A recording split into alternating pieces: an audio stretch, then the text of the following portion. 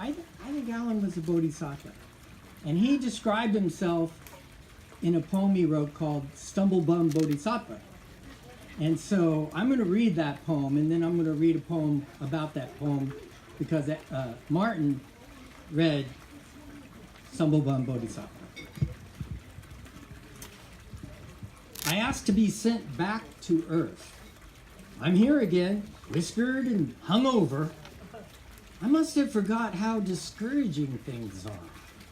For I am tired and I've shrunk. And I'm taking antidepressants and smoking cigarettes. I need to accept every fucking thing. I return to help us. We suffer so. Mud sucks at our feet. That means my feet too. I whine, I complain, I barely lift a reclusive finger. I breathe out little breaths of clarity and calm, when, in past lives, I could blow out sunny breezes. Or perhaps not. I can't recall. That doesn't matter. If I make it, I will come back here for more.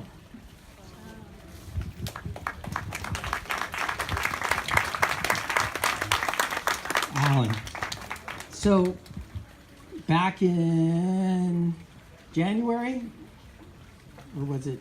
When my feature? Yeah. Fortunately, Martin records almost all of his readings, so I got to see it on YouTube, even though I didn't get to be there. And I was so moved when he read Stumblebum Bodhisattva that I wrote this. After hearing Martin read Alan's Stumblebum Bodhisattva,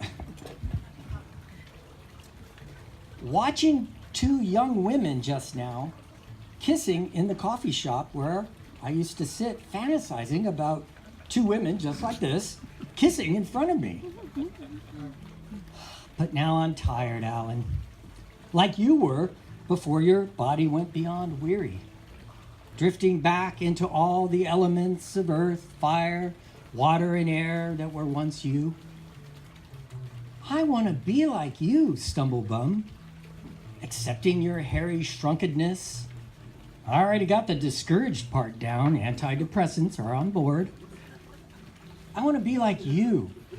So I pray to come back, to accept the suffering, the whining and complaining. Me, the biggest martyr. But praying anyway for the chance to return, to help, to maybe be more like you next time. Thank you. You just can't win versus that wheel of birth and death. When you have women, mojo, and looks, something else will be missing.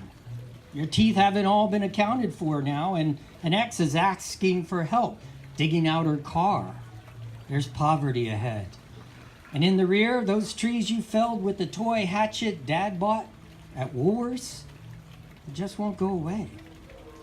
Too many branches poke at you like the burrs your cat leaves in your clean underwear drawer that scratch, reminds you thought you once had it all.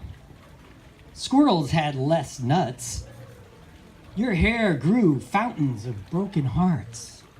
You drove Miss Luxury around in her limo while she made it rain green paper everywhere.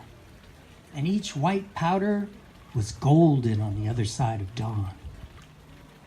You wanted more, took up divination for fun and profit, but went broke investing in yesterdays that no longer paid the long shot odds so-called experts like Dad went broke on, long before you had the scratch or the itch to get rid of.